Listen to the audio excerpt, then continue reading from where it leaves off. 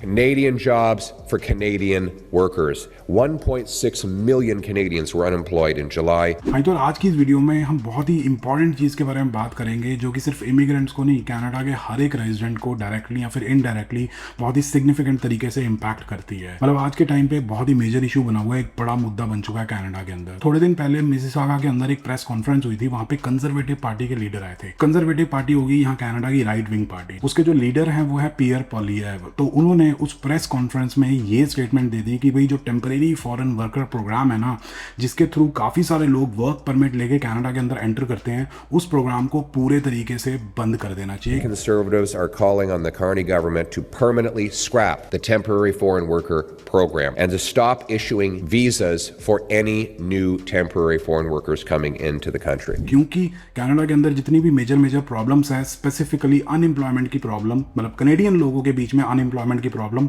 उसका एक बड़ा रीजन है ये temporary foreign worker programme. Question ये आता है कि इस प्रोग्राम को बंद करने से एक्चुअल में कोई सोल्यूशन निकलेगा या फिर ये सिर्फ एक पॉलिटिकल स्टंट था, या फिर इस प्रोग्राम के अंदर कुछ रिफॉर्म्स लाने की जरूरत है ताकि प्रॉब्लम्स वगैरह को सॉल्व किया जा सके। अब वीडियो में आगे कुछ भी डिस्कस करने से पहले आपको ये पता होना चाहिए कि भी टेम्परेरी फॉरेन वर्कर प्रोग्राम मतलब TFWP होता क्या है, ताकि आपको ढंग से चीजें समझ आए आगे।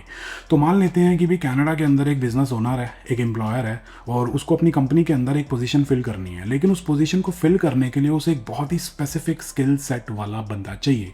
तो उस बंदे को हायर करने के लिए वो कनाडा के अंदर जितने भी रिसोर्सेज अवेलेबल हैं, LinkedIn, Indeed, jobbank.gc.ca, radio, television, या फिर जो भी उसको दिखाई देता है रिसोर्स, वहाँ पे वो जॉब पोस्ट कर देता है। लेकिन पूरे कनाडा के अंदर उसे ऐसा बंदा, ऐसे स्किल सेट वाला बंदा नहीं मिलता है। तो अगला स्टेप क्या है कि वो उस जॉब को LMIA अप्रूव्ड कराता है, मतलब लेबर मार्केट इम्पैक्ट असेसमेंट उस जॉब का वो करवाता है।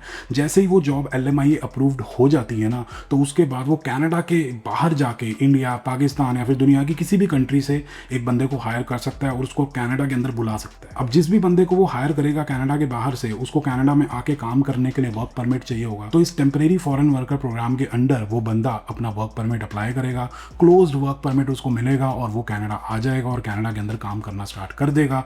फिर इवेंचुअली अपनी PR अप्लाई करेगा, या फिर जब वर्क परमिट खत्म हो जाएगा तो अपनी होम कंट्री में वापस चला जाएगा। तो temporary foreign worker programme ideally ये होता है। तो बेसिकली यार उस प्रेस कॉन्फ्रेंस में पियर पोलिवेयर का कहना ये था कि भी आज का कनेडियन यूथ जनरेशन स्क्रूड है। यूथ अनएम्प्लॉयमेंट 14.6% पे पहुंच गई है। कोविड के बाद ये सबसे ज्यादा है। 1.6 मिलियन कनेडियंस अभी भी अनएम्प्लॉयड है, और उसमें से 400,000 लोग ऐसे हैं जो 2 साल से अनएम्प्लॉयड ही बैठे हैं, मतलब लगातार पिछले 2 साल से उनको कोई भी जॉब नहीं मिली है। और ये 1998 के बाद सबसे बड़ा नंबर है अगर हम कोविड को हटा दें। उनका ये भी कहना है कि भी जो लिबरल गवर्नमेंट है, मतलब जो मार्क कार्नी की गवर्नमेंट है, जो यहाँ कनाडा की लेफ्ट विंग वाली पार्टी है, उन्होंने लोकल यूथ को साइड में कर दिया है और फॉरेन वर्कर्स को प्रायोरिटी दे रहे हैं। जो कॉर्पोरेशंस जैसे कि टिम हॉर्टन्स है ना, वो टेम्परेरी फॉरेन वर्कर्स को बहुत ज्यादा हायर करती हैं। इनफैक्ट इतना ज्यादा हायर करती हैं कि पिछले 4 सालों में वहां पे टेम्परेरी फॉरेन वर्कर्स की जो संख्या है ना, वो 1131% से बढ़ी है। 1131% समझते हो कितना होता है कि भाई 4 साल पहले अगर एक बंदा किसी टिम हॉर्टन पे काम करता था जो कि टेम्परेरी फॉरेन वर्कर था, लेकिन आज के टाइम पे 4 सालों के बाद उसी टिम हॉर्टन्स पे 11 लोग काम कर रहे हैं जो कि टेम्परेरी फॉरेन वर्कर्स हैं। और इसके अलावा पियर पोलिएव ने यह भी मेंशन किया है कि भी 2025 का जो टारगेट था ना, वो ये था कि भी 82,000 लोगों को वर्क परमिट्स वगैरह इशू किए जाएंगे, वर्क परमिट्स अप्रूव किए जाएंगे।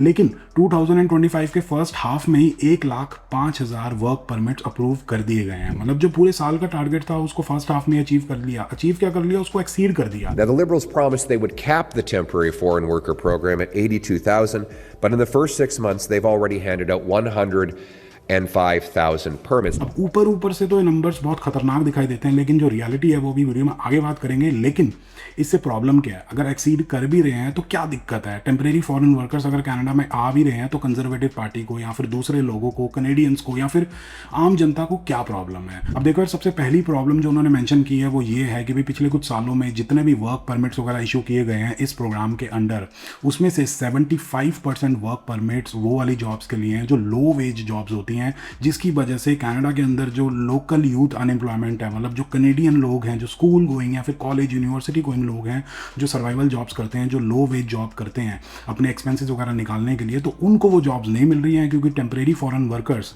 लो वेज वाली जॉब्स लेके यहाँ कनाडा आ जाते हैं, वर्क परमिट लेके आ जाते हैं, और जो जॉब यहाँ की लोकल यूथ को मिलनी चाहिए वो टेम्परेरी फॉरेन वर्कर जॉब ले लेता है। दूसरी प्रॉब्लम उन्होंने ये बताई है कि जो टेम्परेरी फॉरेन वर्कर्स होते हैं जब वो कनाडा आते हैं ना, तो वो लो वेज पे भी काम करने के लिए रेडी हो जाते हैं। इनफैक्ट काफ़ी सारे तो कैश पे काम करते हैं बहुत ही कम प्राइस पे, और जो बिजनेस ओनर्स हैं, जो कॉर्पोरेशंस हैं, उनके तो मजे हो जाते हैं कि भी कम प्राइस में रिसोर्सेज वगैरह मिल रहे हैं तो बढ़िया तरीके से काम निकालो, प्रॉफिट ज़्यादा होगा। लेकिन जो लोकल यूथ है वो ज़्यादा पैसे मांगती है, वो स्टैंडर्ड वेजेस मांगती हैं जो एक्चुअल में होनी चाहिए।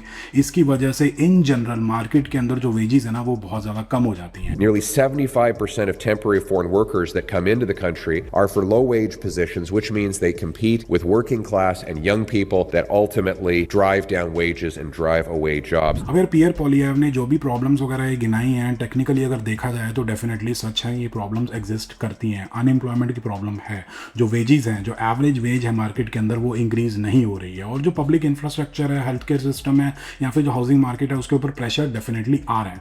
लेकिन उन्होंने जो एक चीज़ बताई है कि भाई 82,000 का टारगेट है पूरे 2025 का, लेकिन 2025 के फर्स्ट हाफ में ही 1,05,000 वर्क परमिट्स इशू कर दिए हैं। ऊपर से ये नंबर देखा जाए तो लगता है कि हाँ भी दिक्कत वाली चीज़ है, लेकिन अगर थोड़ी सी डीप डाइव करी जाए तो ये पता लगता है कि सिर्फ 32,000 के आसपास नए वर्क परमिट्स इशू किए गए हैं। जो रिमेनिंग वर्क परमिट्स इशू किए हैं, जो अप्रूव किए हैं ना, वो ऑलरेडी जो लोग हैं ना कनाडा के अंदर जिनके वर्क परमिट्स एक्सपायर हो रहे थे उनके वर्क परमिट्स रिन्यू किए गए हैं। इनफैक्ट जो आज के टाइम पे कनाडा की इमिग्रेशन मिनिस्टर हैं लीना डियाब, उन्होंने अपने डिफेंस में ये बोला है कि भाई 2025 में जो टेम्परेरी फॉरेन वर्कर्स का अराइवल का नंबर है ना वो है 1,19,000, जो कि 2024 के मुकाबले ऑलमोस्ट आधा है। 2024 में 2,45,000 टेम्परेरी फॉरेन वर्कर्स कनाडा में आए थे, और उसके ऊपर से जो स्टडी परमिट के अप्रूवल्स है ना वो भी ऑलमोस्ट आधे हो गए हैं 2025 में। और ऑनलाइन जाके अगर आप चेकआउट करोगे तो भी रिजेक्शन रेट आज के टाइम पे स्टडी परमिट का हो चुका है 62%, मतलब 100 में से 62 लोगों की स्टडी परमिट एप्लीकेशन रिजेक्ट करी गई है। अब कंजर्वेटिव पार्टी के लीडर पियर पोलिएव ने ये जो भी प्रॉब्लम्स वगैरह गिनाई हैं, मेरे पर्सनल ओपिनियन में डेफिनेटली एग्जिस्ट करती हैं, जेन्युइन प्रॉब्लम्स हैं। लेकिन इसके ऊपर भी सबसे मेजर प्रॉब्लम ये है कि टेम्परेरी फॉरेन वर्कर प्रोग्राम को ना बहुत ही गलत तरीके से एक्सप्लॉइट किया जा रहा है। एक तो इस प्रोग्राम को एक्सप्लॉइट किया जा रहा है, साथ के साथ इस प्रोग्राम के द्वारा जो इमिग्रेंट्स हैं, जो इंटरनेशनल स्टूडेंट्स हैं या फिर जो लोग विजिटर वीज़ा लेके कनाडा आते हैं उनको बहुत ज़्यादा एक्सप्लॉइट किया जा रहा है। अब ये सोच के देखो कि भाई कोई पिज्ज़ा स्टोर है, वहाँ पे एक पिज्ज़ा बनाने वाला बंदा चाहिए, अब उसके लिए LMI अप्रूव की जा रही है और कनाडा के बाहर से कोई बंदा बुलाया जा रहा है या फिर जो विजिटर वीज़ा पे आ रखा है उसको दी जा रही है वो जॉब। अब आम जो बंदा होगा, जो लोकल कैनेडियन होगा, वो तो यही कहेगा ना कि यार ये तो बहुत ही गलत बात है। साथ के साथ जो कन्वीनियंस स्टोर्स हो गए या फिर टिम हॉर्टन्स हो गए या फिर गैस स्टेशन वगैरह हो गए, बहुत सारी ऐसी जगह हैं जो जॉब है ना वो ऐसा कोई स्पेसिफिक स्किल सेट नहीं चाहिए, कोई भी कॉमन बंदा 1 हफ्ते की ट्रेनिंग के बाद वो काम कर सकता है। लेकिन उन जॉब्स को LMI अप्रूव्ड कराया जा रहा है और विजिटर वीज़ा वालों को या फिर इंटरनेशनल स्टूडेंट्स को या फिर दूसरे इमिग्रेंट्स को दिया जा रहा है, जिसकी वजह से जो लोकल कनेडियंस हैं ना वो बहुत ज़्यादा गुस्सा हो रहे हैं कि भैया ये तो दिक्कत वाली चीज़ है। अब इंटरनेशनल स्टूडेंट्स या फिर विजिटर वीज़ा वाले लोग या फिर किसी और रैंडम पर्सन को किस तरीके से एक्सप्लॉइट किया जा रहा है। मान लेते हैं कि एक एम्प्लॉयर है, उसने किसी पर्टिकुलर जॉब को LMI अप्रूव्ड करवा लिया, भाई रोल्स एंड रिस्पॉन्सिबिलिटीज़ चेंज कर ली या फिर किसी भी तरीके से LMI अप्रूव्ड उसके पास एक जॉब आ गई। अब कोई इंटरनेशनल स्टूडेंट किसी कंसल्टेंट के पास जाता है कि भाई मेरी PR नहीं हो रही या फिर कनाडा के अंदर post graduate work permit expire हो रहा है तो मैं क्या करूं, तो वो कंसल्टेंट या फिर लॉयर क्या करेगा, उस एम्प्लॉयर से कांटेक्ट करेगा। एम्प्लॉयर क्या कहेगा कि भाई मैं तेरे अकाउंट में सैलरी डालूंगा लेकिन तू कैश में पैसा मेरे को वापस कर दियो, पेरोल चल जाएगी, तेरे को रेफरेंस लेटर दे दूंगा, तेरे को एम्प्लॉयमेंट लेटर दे दूंगा, तेरी पेरोल चल रही है तो पे स्टब्स वगैरह भी आ जाएंगे, तो सारी चीज़ें हो जाएंगी, तेरा वर्क परमिट एक्सटेंड हो जाएगा, या फिर उसका जिस तरीके से इस्तेमाल करना है कर लेना। और ये झोल चल रहा है, जुमला चल रहा है या फिर जो भी चीज़ है ये बहुत जगहों पे चल रही है। तो इस तरीके से इस प्रोग्राम को बहुत ज़्यादा एक्सप्लॉइट किया जा रहा है। अब वो पर्टिकुलर जॉब बिना LMI अप्रूव्ड हुए कोई लोकल कैनेडियन या फिर कोई लोकल इंटरनेशनल स्टूडेंट सही तरीके से या फिर कोई PR वाला, कोई सिटीजन, कोई भी बंदा नॉर्मल तरीके से ले सकता था और एक स्टैंडर्ड वेज पे काम कर सकता था। लेकिन उसको रिजर्व किया जा रहा है LMI अप्रूव्ड करा के ज़बरदस्ती, ताकि उससे पैसा बनाया जा सके, स्टूडेंट्स को या फिर किसी और बंदे को एक्सप्लॉइट किया जा सके। तो ये थोड़ी गड़बड़ सी चल रही है। तो सही जो इंटेंशन था इस प्रोग्राम का वो ये था कि भाई ऐसे स्किल्स वाले लोग जो कनाडा के अंदर अवेलेबल नहीं है उनको बाहर से बुलाया जाए, ताकि कनाडा के अंदर जो शॉर्टेज है, जो लेबर शॉर्टेज है, उसको फुलफिल किया जा सके। लेकिन इसको अलग ही तरीके से इस्तेमाल किया जा रहा है। मतलब ऐसे ऐसे जॉब्स हैं ना, मैं बताऊं क्या बताऊं कि भाई कोई भी बंदा उठ के 2 हफ्ते की अगर ट्रेनिंग ले लेता ना तो वो काम कर सकता है, कोई स्पेशल स्किल की जरूरत नहीं है। उनको LMI अप्रूव करवा के एक्सप्लॉइट किया जा रहा है, पैसे मांगे जा रहे हैं और पता नहीं क्या क्या चल रहा है। तो ये दिक्कत है मेन। लेकिन हाँ यार, ये भी मेंशन करना जरूरी है कि सेक्टर्स जैसे कि एग्रीकल्चर या फिर हेल्थ केयर, इनके अंदर डेफिनेटली कनाडा के अंदर लेबर शॉर्टेज है। बाहर से लोगों को बुलाने की जरूरत है, स्पेसिफिक स्किल सेट वाले लोगों को बुलाने की जरूरत है इस प्रोग्राम के अंडर। लेकिन पियर पोलिएव ने ये सॉल्यूशन दिया है कि भी ये जो प्रोग्राम है ना, टेम्परेरी फॉरेन वर्कर प्रोग्राम, जिसका बहुत गलत तरीके से मिसयूज़ किया जा रहा है या फिर जो भी है, इसको पूरे तरीके से बंद कर दो और कुछ पर्टिकुलर सेक्टर्स के लिए जैसे कि एग्रीकल्चर या फिर हेल्थ केयर, उनके लिए स्पेशल प्रोग्राम्स वगैरह बनाए जाएं। और साथ के साथ कनाडा फर्स्ट, जैसे अमेरिका फर्स्ट डोनाल्ड ट्रंप ने स्टार्ट किया, वैसे ही ये भाई साहब भी स्टार्ट करना चाहते हैं कनाडा फर्स्ट। और कोई भी जॉब जो है उसके लिए पहले कनेडियन को प्रेफरेंस दी जाए। Canadian jobs for Canadian workers. Canada first. बाकी यार अगर मैं अपना पर्सनल ओपिनियन, अपना पर्सपेक्टिव शेयर करूं तो देखो यार, प्रॉब्लम तो है, इस प्रोग्राम को बहुत ही गलत तरीके से मिसयूज़ किया जा रहा है, एक्सप्लॉइट किया जा रहा है अपने पर्सनल बेनिफिट के लिए। ये प्रोग्राम बेसिकली कनाडा की इकॉनमी के लिए, कनाडा की लेबर मार्केट के लिए बनाया गया था, ताकि यहाँ की जो कमियाँ हैं उसको पूरा किया जा सके, जो स्किलफुल लोग हैं उनको कनाडा के अंदर बुलाया जा सके, ताकि यहाँ की लेबर शॉर्टेज फुलफिल हो सके। लेकिन आपको पता ही है मार्केट के अंदर क्या चल रहा है, किस तरीके से एक्सप्लॉइट किया जा रहा है।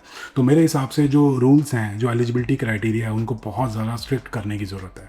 दूसरी चीज़ ये है कि टाइमली ऑडिट की बहुत ज़्यादा ज़रूरत है, कि टाइम टू टाइम जो भी बंदा इस प्रोग्राम के अंडर कनाडा आया है वो एक्चुअल में कनाडा में आके काम क्या कर रहा है उस पर ऑडिट करना बहुत ज़्यादा ज़रूरी है, ताकि अगर गड़बड़ी हो रही है तो उसको पकड़ा जा सके और फिर जो भी एक्शन लेना है वो लिया जा सके। साथ के साथ कोई भी अगर जॉब को LMI अप्रूव किया जाता है कि भाई हाँ भाई इस स्पेसिफिक स्किल सेट वाला बंदा चाहिए, ये जॉब के लिए बाहर से बंदा बुलाना पड़ेगा, तो उसके लिए रूल्स बहुत ज़्यादा स्ट्रिक्ट होने चाहिए। चेक करना चाहिए कि भाई क्या एक्चुअल में उस जॉब के लिए बंदा बाहर से बुलाना पड़ेगा, क्योंकि जॉब्स तो ऐसे निकल के आते हैं कि भाई पिज्ज़ा बनाने वाला चाहिए, या फिर गैस स्टेशन पर कैशियर चाहिए, फिर गैस स्टेशन पर मैनेजर चाहिए, या फिर कन्वीनियंस स्टोर पर वो स्टॉक करने वाला बंदा चाहिए। ऐसी ऐसी जॉब्स को तो यार LMI अप्रूव कराया जा रहा है। तो ये चीज़ पे भी बहुत ज़्यादा ध्यान देने की ज़रूरत है। लेकिन हाँ यार, ये भी मेंशन करना चाहूँगा कि कहीं ना कहीं मेरे को ये लगता है कि भाई ये पॉलिटिक्स भी है, मतलब पॉलिटिकल स्टंट भी है कहीं ना कहीं। क्या पॉलिटिक्स इस तरीके से ही काम करती है, अपॉर्चुनिटीज़ वगैरह ढूंढी जाती हैं और जो करंट गवर्नमेंट होती है, जो रूलिंग गवर्नमेंट होती है, उसके ऊपर प्रेशर बनाया जाता है, डिवाइड एंड रूल, जनता को भड़काओ कि भाई ये गवर्नमेंट जो पॉलिसीज़ वगैरह लेके आई थी, जो करंट रूलिंग गवर्नमेंट है, उन पॉलिसीज़ की वजह से अनएम्प्लॉयमेंट हो रही है, महंगाई हो रही है, इन सर्विसेज के ऊपर, हाउसिंग मार्केट के ऊपर प्रेशर आ रहा है। तो इस गवर्नमेंट को हटाओ, हमको लेके आओ, हम सारी की सारी प्रॉब्लम्स सॉल्व करेंगे। तो आप समझते ही हो, इतने समझदार तो आप हो ही कि भाई क्या चल रहा है। तो थोड़ा क्या बहुत सारा पॉलिटिक्स का भी खेल है। बाकी आप कमेंट करके बताओ कि भैया ये पॉलिटिकल स्टंट है या फिर एक्चुअल में रिफॉर्म्स की ज़रूरत है या फिर क्या हिसाब किताब है। बाकी आप अगर कनाडा के अंदर एक स्टूडेंट हो, वर्क परमिट पे हो, PR शेयर का देख रहे हो कैसे होगी, CRS स्कोर बढ़ नहीं रहा, तो बढ़ाना चाहते हो तो राइट वाली वीडियो ज़रूर चेकआउट करना। बाकी गाड़ी वाड़ी लेने का सोच रहे हो कनाडा के अंदर, क्या हिसाब किताब होता है, उसके लिए यहाँ पे लेफ्ट वीडियो चेकआउट करो। बाकी ये वीडियो आपको पसंद आई तो please like, share and subscribe. और जब तक अगली बढ़िया वाली वीडियो नहीं आती है, stay healthy and keep hustling.